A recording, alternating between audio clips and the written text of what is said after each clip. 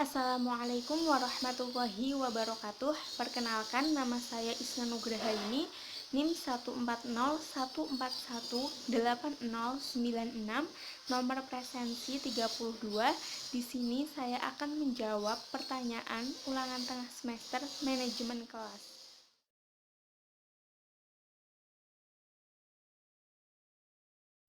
Yang pertama, apa sih pengertian atau penjelasan yang berkaitan dengan hakikat manajemen kelas? Apa itu manajemen kelas?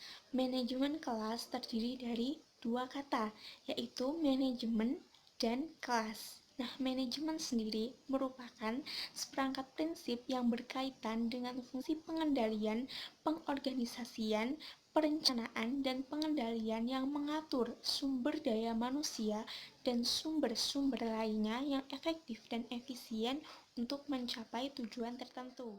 Sedangkan kelas merupakan suatu ruangan yang dibatasi oleh dinding yang di dalamnya terdapat guru dan sejumlah siswa yang akan melaksanakan proses belajar mengajar. Jadi, manajemen kelas yaitu usaha dari guru untuk melakukan perencanaan kegiatan belajar mengajar seperti perencanaan kurikulum, penataan prosedur, dan sumber belajar siswa, memantau kemajuan siswa, pengaturan lingkungan, dan mengantisipasi masalah-masalah yang mungkin muncul dalam kegiatan belajar mengajar. Nah, tujuan dari manajemen kelas sendiri yaitu untuk mewujudkan situasi kelas yang baik agar pengajaran dapat dilakukan secara maksimal sehingga tujuan pembelajaran dapat tercapai dan agar guru dapat memantau kemajuan siswa dalam belajarnya. Selain itu juga untuk menghilangkan atau meminimalisir berbagai hambatan yang muncul dalam proses kegiatan belajar mengajar.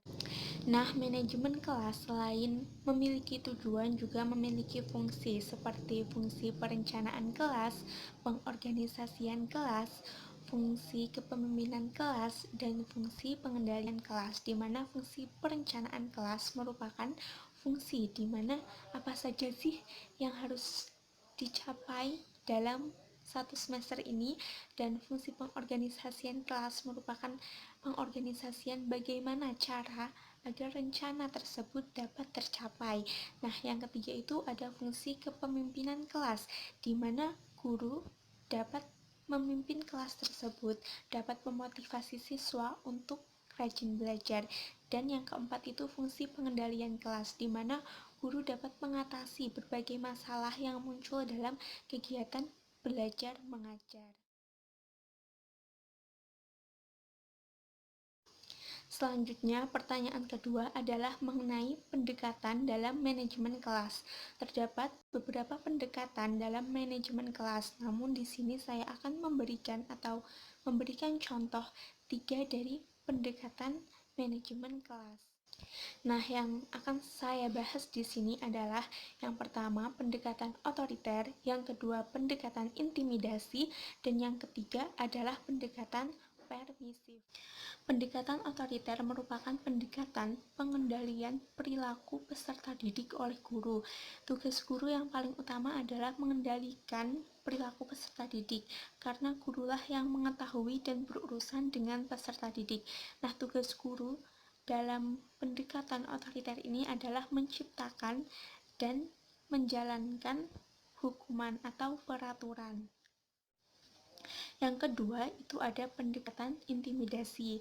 Pendekatan intimidasi merupakan pendekatan yang memandang manajemen kelas sebagai proses pengendalian tingkah laku peserta didik. Nah, pada pendekatan intimidasi ini hampir sama dengan pendekatan otoriter. Perbedaannya adalah pada pendekatan otoriter, guru menekankan perilaku manusiawi, sedangkan pada pendekatan intimidasi, guru menekankan perilaku intimidasi kepada siswanya.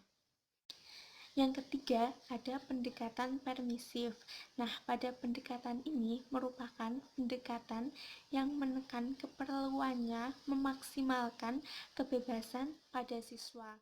Jadi, pada pendekatan ini, guru hendaknya membiarkan peserta didik untuk bertindak bebas sesuai dengan keinginannya.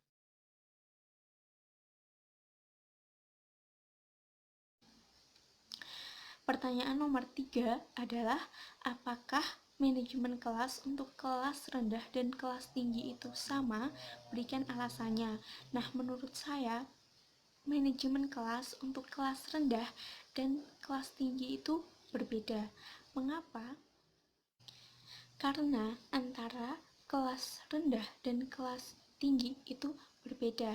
Misalnya, kita melihat dari aspek-aspek manajemen kelas. Yang pertama itu ada sifat-sifat kelas. Nah, jika dilihat dari sifat-sifat kelasnya, pada kelas rendah, siswa masih membutuhkan benda konkret untuk pemahaman pengajaran dalam proses kegiatan belajar mengajar. Yang kedua, sumber belajar siswa itu adalah guru. Sedangkan pada siswa kelas tinggi, pengajarannya sudah dapat menggunakan benda semi konkret untuk pemahaman pengajaran dalam proses belajar mengajar.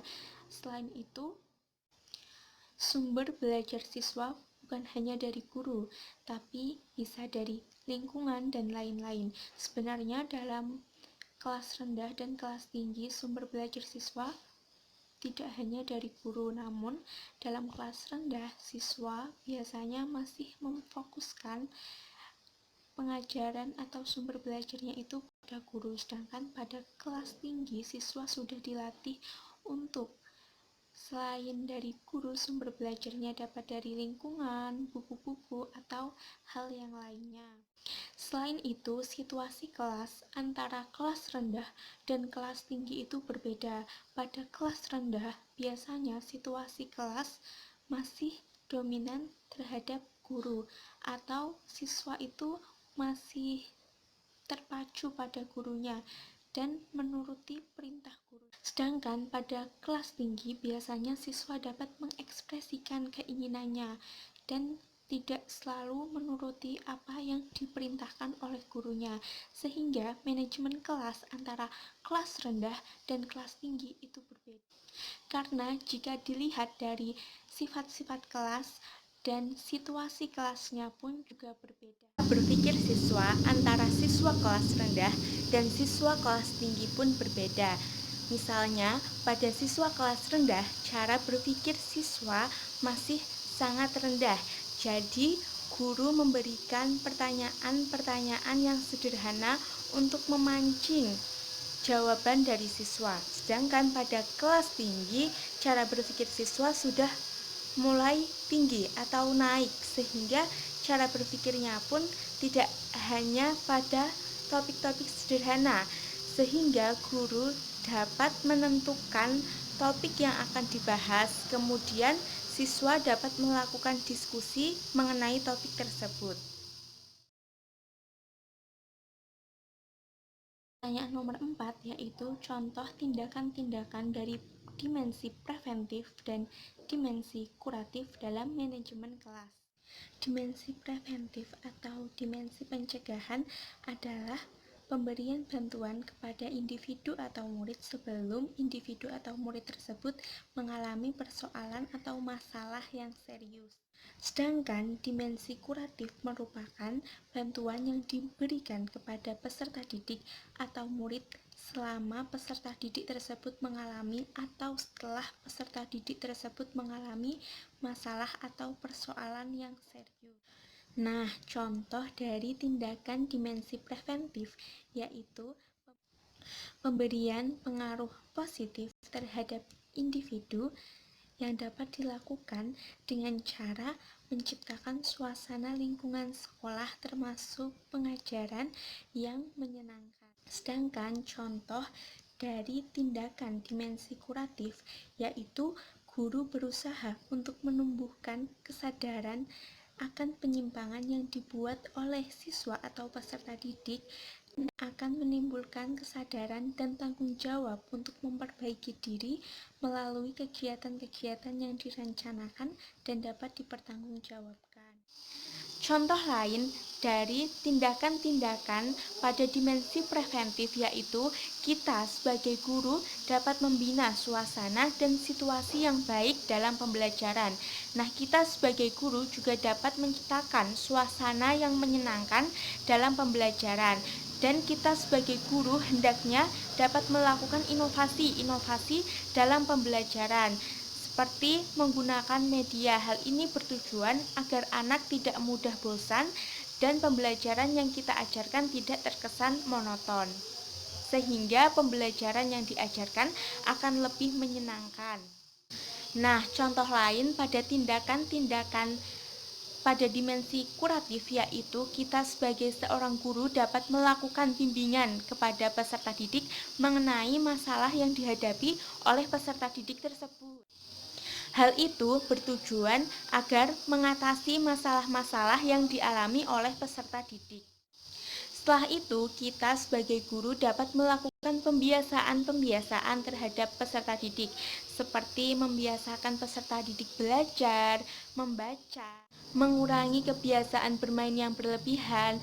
Hal ini bertujuan agar pembentukan karakter yang lebih baik lagi terhadap peserta didik, serta meninggalkan kebiasaan-kebiasaan buruk peserta didik untuk menuju pada kebiasaan-kebiasaan baik terhadap peserta didik yang dapat dilestarikan dan dapat bermanfaat bagi peserta didik itu sendiri.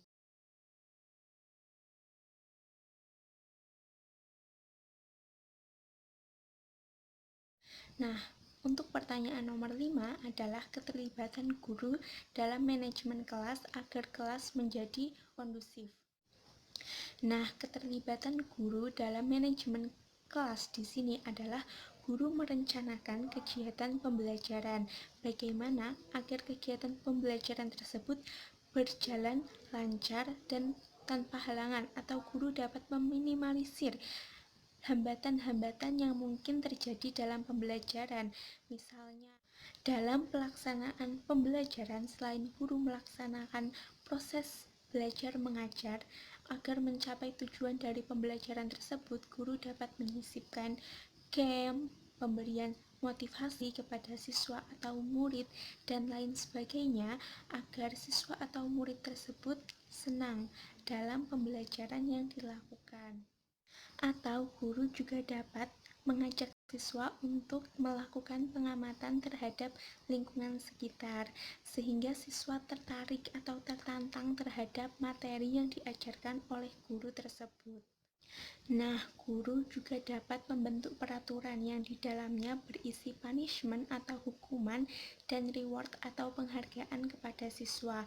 Nah, peraturan tersebut dibuat oleh siswa bersama guru, sehingga siswa dapat memiliki rasa tanggung jawab terhadap peraturan yang telah dibuat bersama dengan guru.